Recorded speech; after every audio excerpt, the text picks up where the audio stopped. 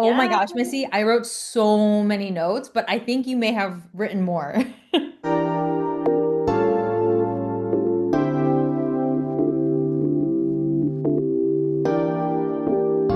No, no, I wrote some pretty good notes. I hope that some of our notes are the same. That was Benny's bone. I'm so sorry. I think for all of our podcasts, when I do an edit, it's going to be something about the dog. It's going to be, Our side hose. yeah.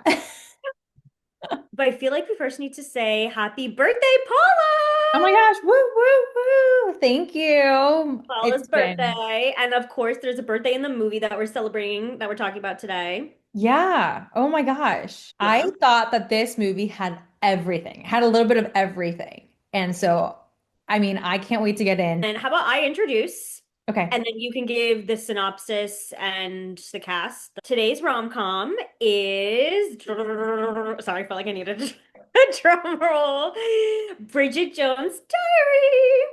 We came up with this one because we know that tomorrow, when we're recording this right now, is International Women's Day and it's Women's Month, Women's History Month. And so I think between you and I, we both thought that Bridget was such a strong, independent woman and she became stronger throughout the movie, finding her voice, which I think is definitely something I want to talk about.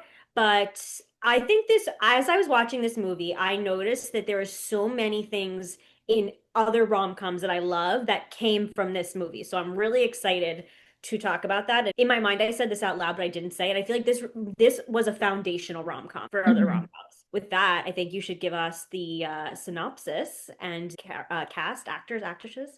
Yeah, okay, I'm happy to. Basically, Bridget Jones Diary, which is so good, is a story about a relatable, I think she's relatable, single 30-something-year-old woman who lives in London. She attempts to improve her life and find love while navigating kind of the hilarious complications of this chaotic love triangle that she finds herself in with Hugh Grant and Colin Firth, who play different characters. And it's loosely based off of, which I didn't know the first time that I watched this, I think. I mean, of course, the name Darcy is so powerful and significant and makes you think of Pride and Prejudice, but it's loosely based off of Pride and Prejudice. When I saw that, I was like, wait, first of all, I needed to go back and reread what Pride and Prejudice was about. I And then mean, I was do we like, have to oh, read it when Keira Knightley and I forget his name, but did it so well in the movie? yeah. Well, there's a new one coming out. There's a new one coming out. An updated one's coming out. Yeah. I think I saw something, but I don't know if I love the characters because in my mind, Keira Kira. Knightley and the guy is always they're always going to be Yeah. my go-to for Pride and Prejudice. Yeah. No, I think that was a really good, definite like synopsis. I mean, yeah, it's a love triangle, Yeah. essentially. And And then the she's main characters, Renee Zellweger, I think that's how you pronounce it, yep. as Bridget Jones, who's Hmm. really loosely based off of Elizabeth Bennet. Hmm. And then Hugh Grant is the kind of bad boy Daniel Cleaver. And then Yeah. there's Colin Firth, who's the Mark Darcy or the Mr. Darcy.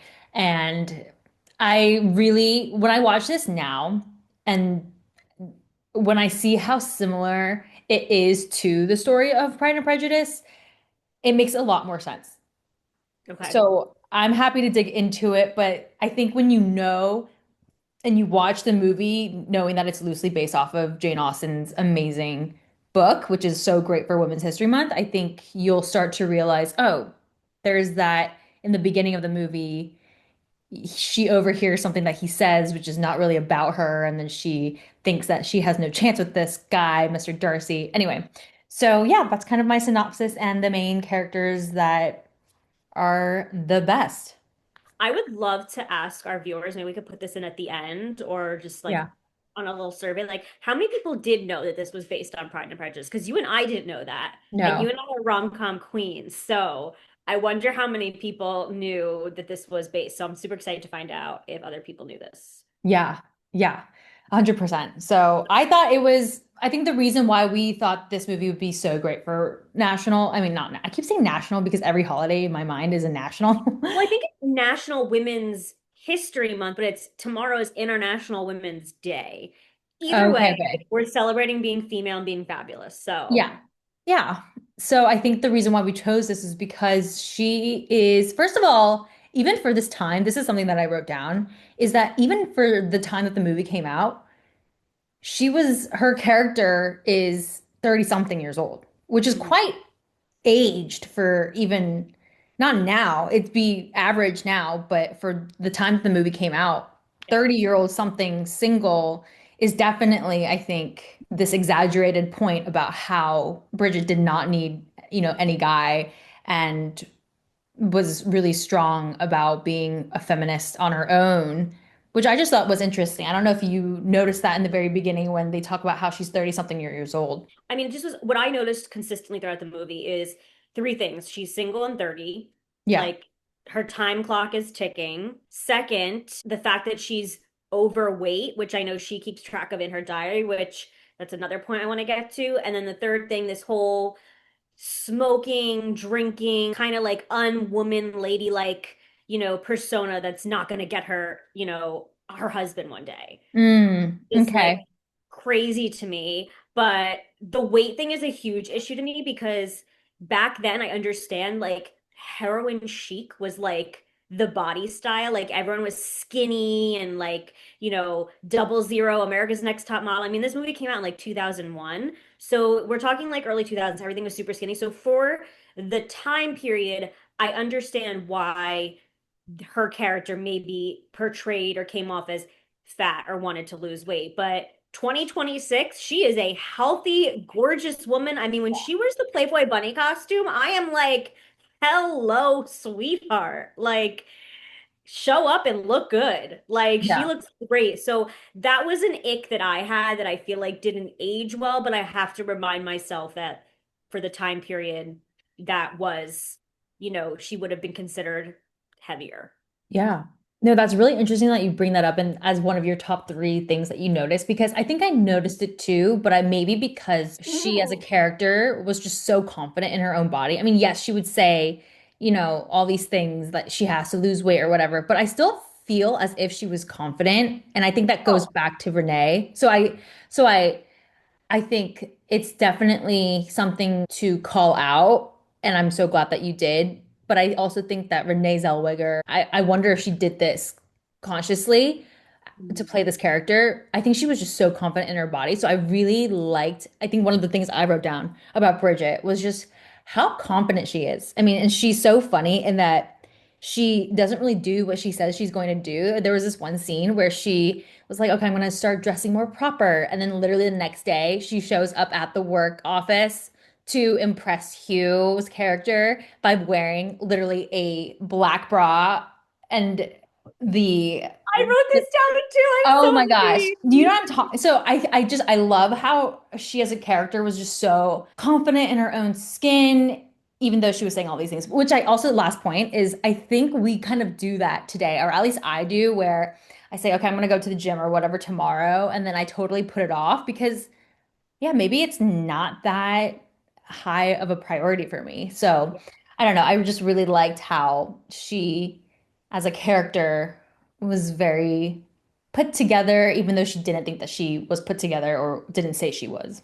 I love that she was unapologetically herself Yeah. throughout the whole movie, regardless of what situation she was in, whether she was with her friends, at work, with Hugh Grant's character, with Colin's character, she was all around, even with her parents. Like Yeah. she just was unapologetically herself, which I think is so important and it's definitely something that I try to embrace myself too. Being so unapologetically myself, because who else are you going to be? Why waste your time? And clearly someone loved her just the way Yeah. she Two was. people.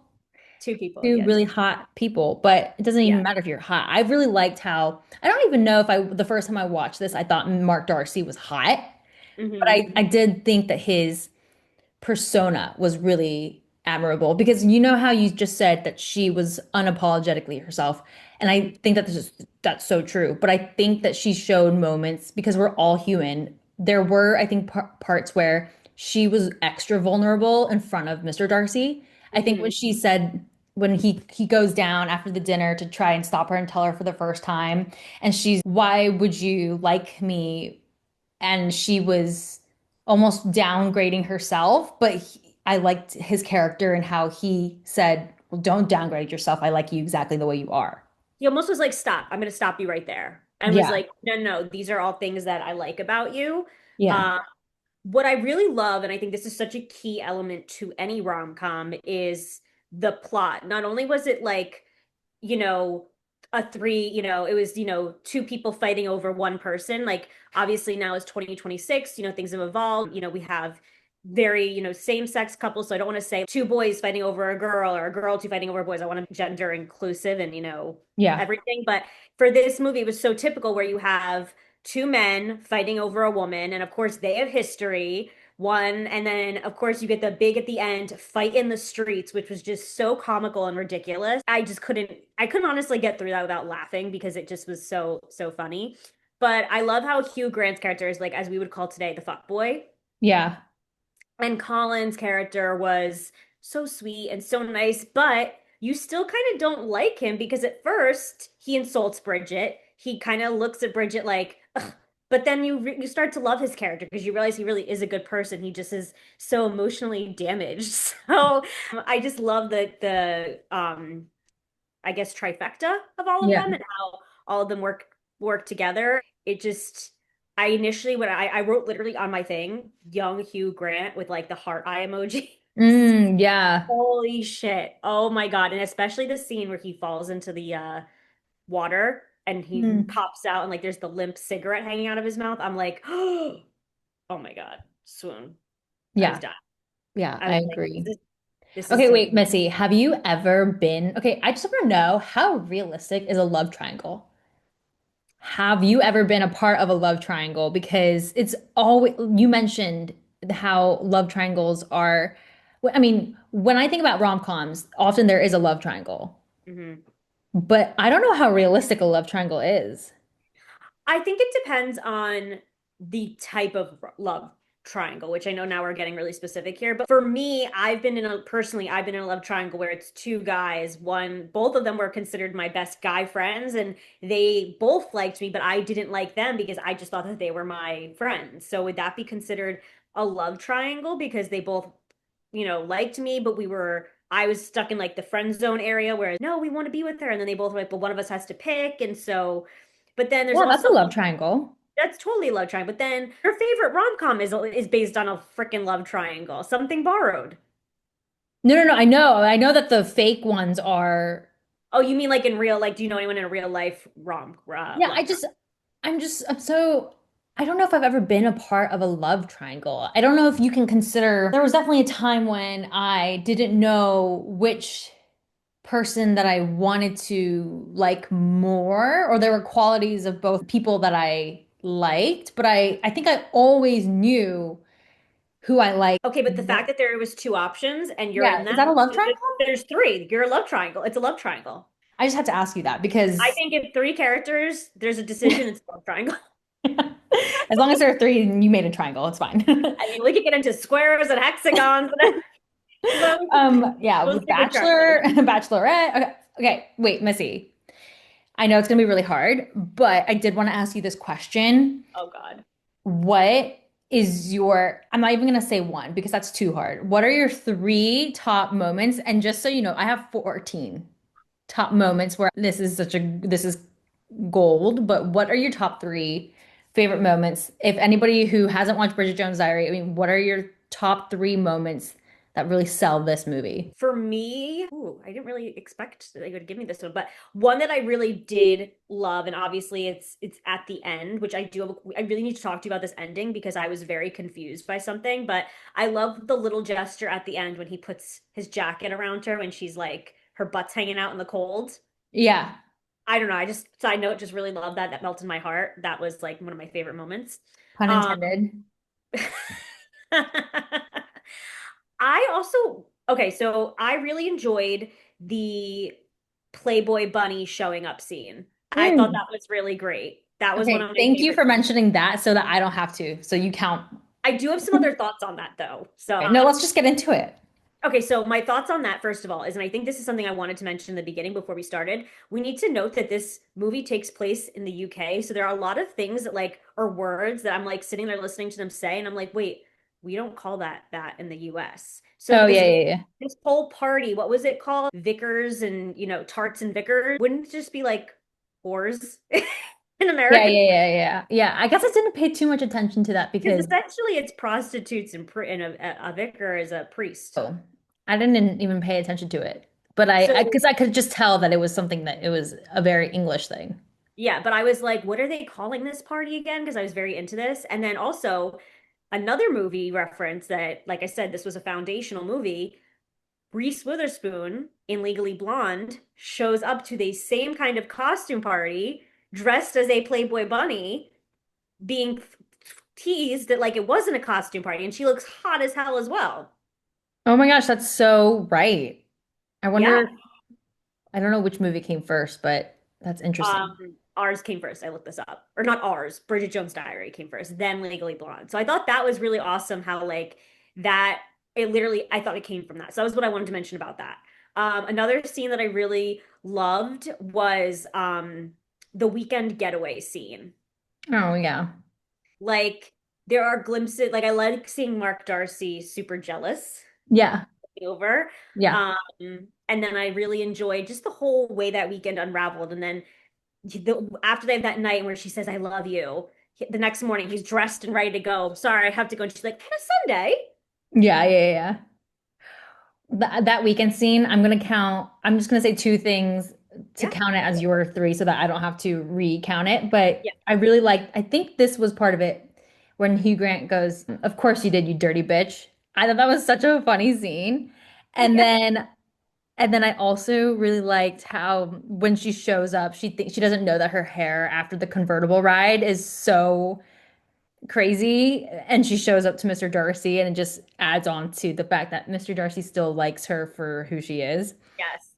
But those are three good points or Yeah. parts of the movie, Missy. How about you? Give me some from your list so we could Oh talk my about. gosh, I have so many small ones like the of course you did, you dirty bitch, and then I like the uncle who grabs her butt and then it's not really her uncle in the very beginning, but I think Dirty my Curvy top Uncle. yeah, the dirty uncle, of course, I feel like every England English movie might have something like that. Okay, my top three favorite scenes or overall themes, I Yeah. think would be again, it goes back to how she's so relatable because I think Mhm. there's a part in the movie where is, there's a there's a shot of her just being really giddy after getting the date with Hugh Grant's character, and she just has a smile on her face throughout the rest of the day. And I think that that just shows how relatable it is, and you definitely feel, a pep in your step when you have this romantic link. So I think that just her overall showing in this movie the very realistic scenes of being kind of in that romance.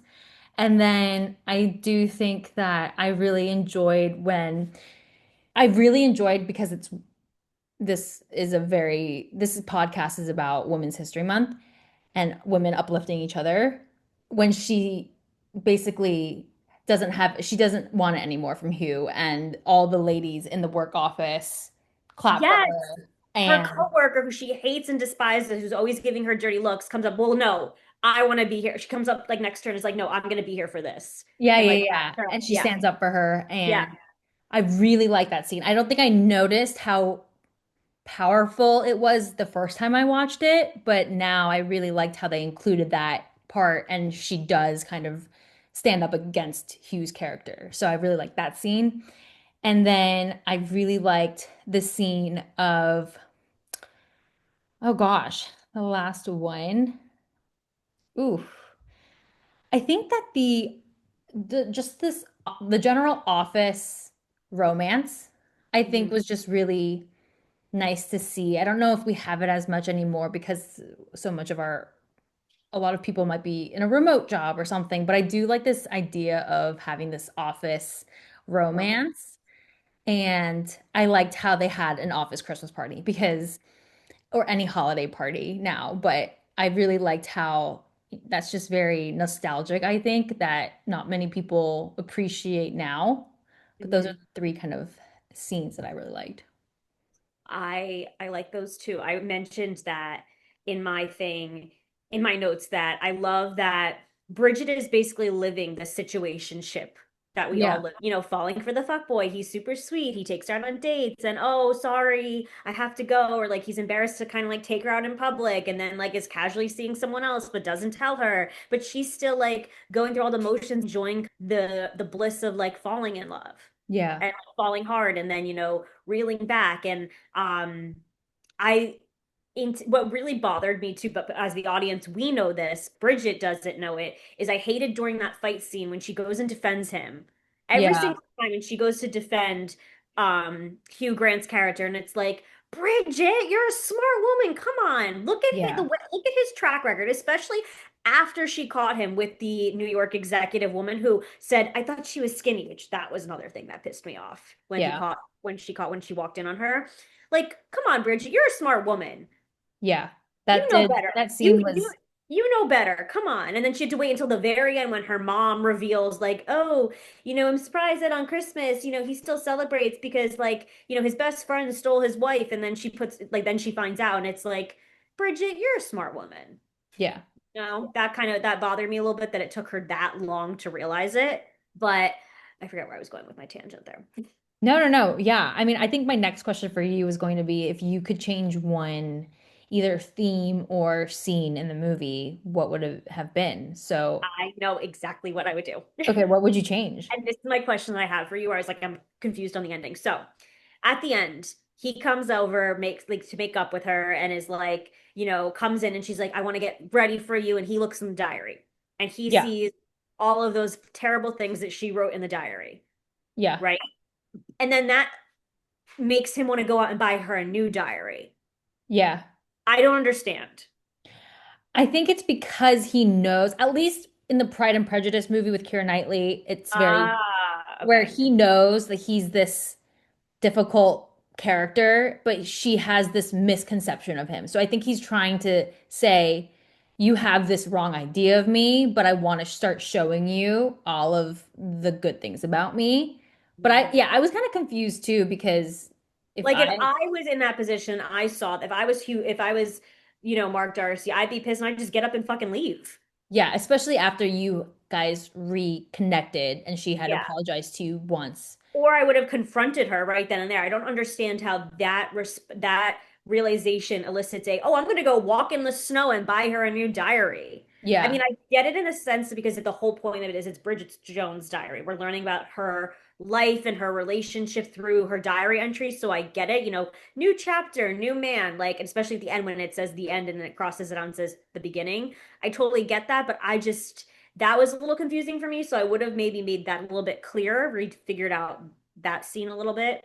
yeah, I yeah. would have I, done I different. I was also kind of confused because I don't think that there was enough explanation as to how quickly he forgave her or gave her the benefit of the doubt. But I think it goes back to what I know from watching the other Pride and Prejudice movie that he just is so enamored with her that he just wants her to have the real story of him. But yeah, that's a really good point. And I think I don't know if they address it. No, I don't think they address it in at all really after that scene. So. How about you? Which scene would you change? This is so hard. I honestly don't even know. I think that because at first I thought I would include more diversity in the film, but then I thought I don't want to, and me being in a group that's of the minority, I don't want movies to just include people for diversity's sake. I mean, if Same. you're gonna give which is why I think if you have watched the most recent Bridget Jones Diary, the one with I think Leo Woodall or someone, Oh, I've not watched that one. and then the other main character lead is a diverse character. And so, yeah, I think that at first I was gonna say, I wish they had more diversity, but at the same time, I don't want movies to just include people for having to include them and not making them a whole character. So I think the thing that I would change is the whole I don't think Hugh really got all that he deserved Agreed. 1,000% agree. for I mean that's really crappy to do of him, especially that weekend trip. She suspects a little bit that he is going And she says, doesn't she say, if you're tired of me, we can stop or something? And Mhm. then he says, no, no, no, it's not that, but it is that. You are cheating on her. And so I think just I would change that a little bit more where he gets a little bit more of what he deserves. I agree with that point. One other thing I really want to talk about too is totally separate tangent here. Sorry about that. Yeah. Cutting you off here. I just want to say I love how great Bridget's friends are. I Yeah. think it's so important that girls are supported by their girlfriends, whether there happens to be a man, obviously there's a man in the group, but I think in every movie, TV show, rom-com where there is a girl, like you always want some strong supporting characters, like Sex and the City, you have the four core girls. Even in Something Borrowed, your favorite rom-com, the two girls are still best friends. You know what I mean? Like I just love how supportive her friends are and how they, especially at the dinner when they toast Bridget for her birthday, and they're like, "And we love you, Bridget, just the way you are." Yeah. I was like, these friends are savage. I love it. Like they got Bridget's back. Like it was it was so great. And something I also noticed in the beginning of the movie, her friend Jude, who's crying in the bathroom, who Yeah. she calls, she voices Moaning Myrtle in Harry Potter. Oh my gosh, yes, I noticed that. And she's crying in the bathroom Yes. when she cries in the bathroom in Harry Yeah, Potter. I literally did a double take. I said, this is literally that girl, but that's so funny that you noticed But that her too. friends, I just love how every time they all get together when they go out, they really do give her. You have the one friend who's like, no, no, here's some sound advice. Then you have the one friend who's like totally on this side of the spectrum. Then you have another friend who's on the other side of the spectrum. And I think it was just a really good group. And I just want to say how important friends are for us females and how it's important to lift each other up, but also in a movie in general, like supporting characters tend to get underlooked or overlooked. Yeah. Yeah. You know, Overlooked, you know what I'm trying to say. underrepresented. And Yeah. so I just want to give a shout out to this group of friends because I think they did a really good job of supporting Bridget throughout. And I love how the one friend, when the boys go out into the street, he goes to the random restaurant. He's like, Please. fight, Yeah. fight. Like, when have you ever seen someone fight, fight? Yeah. I don't know. I just have never seen anything like that. But that was funny to me. And then, I will say off of your points though, that on the one hand, I think that watching rom-coms growing up kind of actually put a dent in how realistic friendships can be sometimes. Because to hmm, me, this might be a hot take, but I don't know if I ever found that one friend that you see in the movies who's literally best friends and, they hate someone just because you hate someone. I've always found in my friendships that there's going to be some hurt if you put so much loyalty. But I like how rom-coms that's why I grew up with this image that this is what a friend circle should be like, or every girl should have a best friend. But I don't know, growing up, I think I've been hurt more times by this notion of what best friends should be like in the movies that we see, because there's so oh, many friend circles. interesting.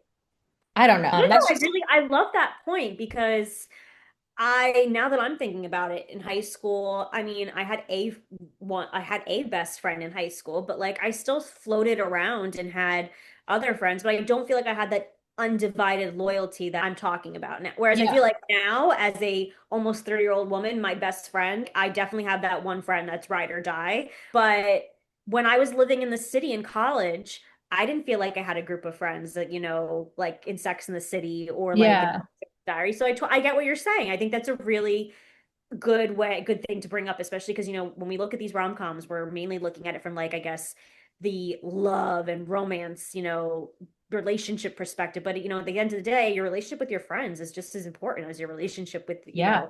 lovers. And so I appreciate you bringing that up. Yeah, that's just my hot take. But I think I do, when you said something about how in her friend circle they uplift her, I totally agree. I think oh no, no, what you said about how supporting actors they don't get enough attention, I absolutely agree.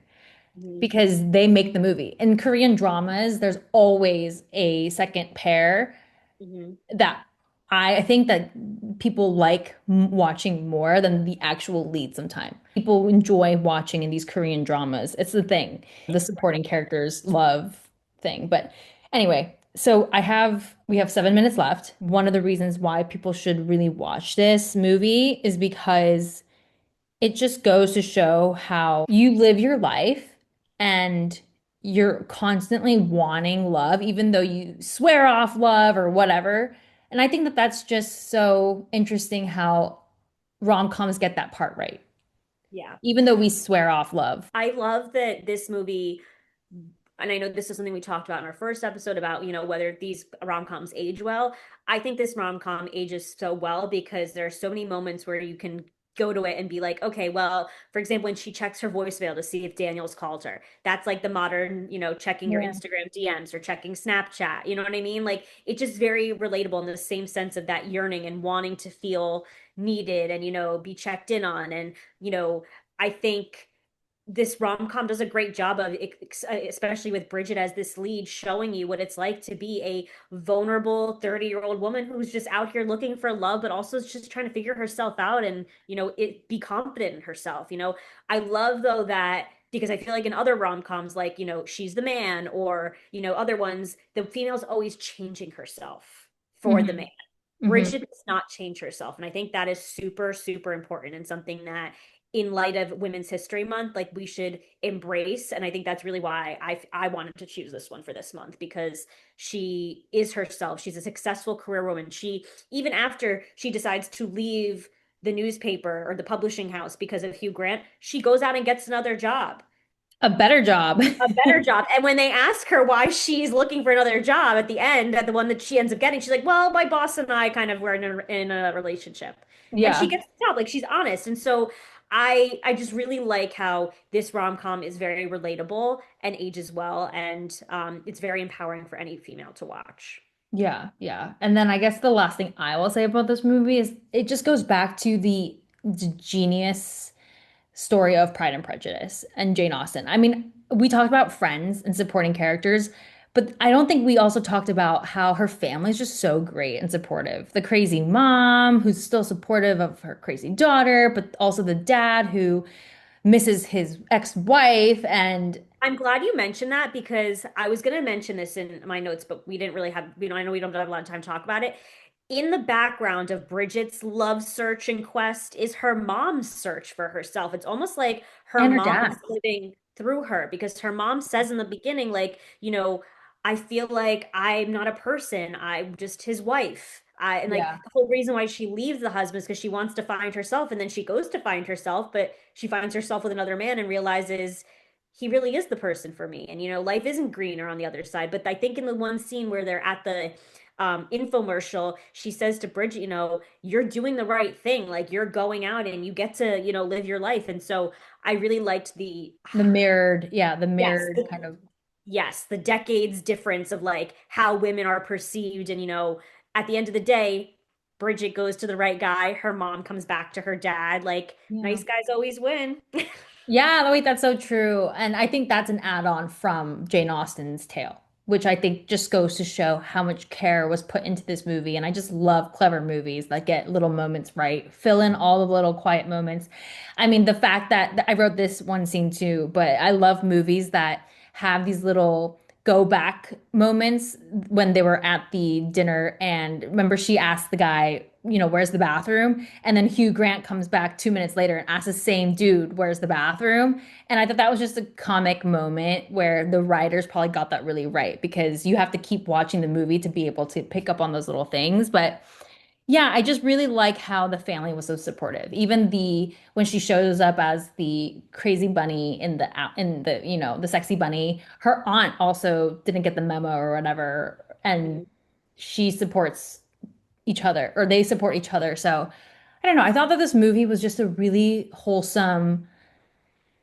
I mean, we call it a rom-com, but it's also just a really upbeat movie of a regular It's a feel girl. good. It's a Yeah, feel good it's a movie. feel good. But I want to give a quick shout out to the soundtrack because all the songs were just bangers and oh my gosh, classic Missy, 90s. and the right moment, I literally wrote it down when the moment where it goes all by myself. Yep. And then the moment where I'm every woman. You know what I Yep. mean? Oh my Yes. gosh, I literally wrote that down too. The song choice was perfect. So I think to close out, we should toast. You can hold up your metaphorical espresso if you want. Oh, you have a drink. I want to toast to Women's History Month and us women being perfect just the way we are.